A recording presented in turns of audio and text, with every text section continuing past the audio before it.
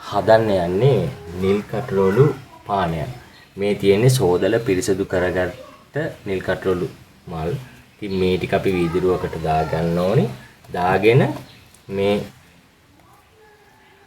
උණු වතුර පොඩ්ඩක් දාගන්න. ඉතින් උණු වතුර දාගන්න තමයි හදන්නේ. මේ තියෙන උණු වතුර දානවා. බලමු අපි මේ මල් ටික කොහොමද පැහැය වෙනස් වෙන්නේ කියලා බලන්න. ඉතින් ඇත්තටම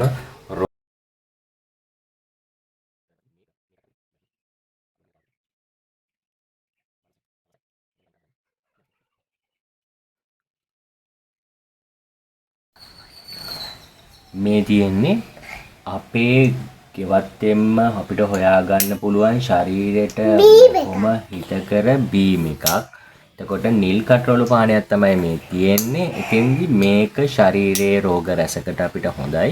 එකක් තමයි දියවැඩියාවට, ඒ වගේම රුධිරයේ සීනි පාලනය කරන්න, ඇස් පෙනීමට, අපි හිසකෙස් වර්ධනයට, ඒ වගේම තරුණ පෙනුම රැක දෙන්න සහ මේ කියන රෝග රැසකට මේ කියන ස්වභාවික වසවිස නැති නිල් කටරොළු පානය හරි වැදගත්. ඉතින් මම කියන්නේ මේක අපි පවුඩර් එකක් විදියට ඉස්සරහට එනවා. නමුත් අමු මල් 5ක් 6ක් අරගෙන ඒකේ නටු අයින් කරලා සෝදලා පිරිසිදු කරලා උණු වතුර එකකට දාලා විනාඩි 10ක් විතර වහලා තියලා මේ පානය අපිට හදාගන්න පුළුවන්. ඉතින් මේක ඇත්තට බලන්න මේ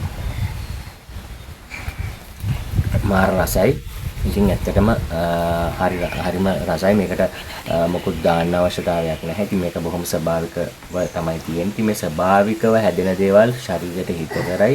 ඔයාලා බෙහෙත් ගිල ඉන්නේ නැතුව මේ වගේ ස්වභාවික දේවල් හෙළ ඔසු දේවල් පාවිච්චි කරලා ඔයත් අදම නිරෝගීව ජීවත් වෙන්න උත්සාහ කරන්න කියලා කියමින් ආයි ලස්සන වීඩියෝ එකකින් අපි හම්බෙමු.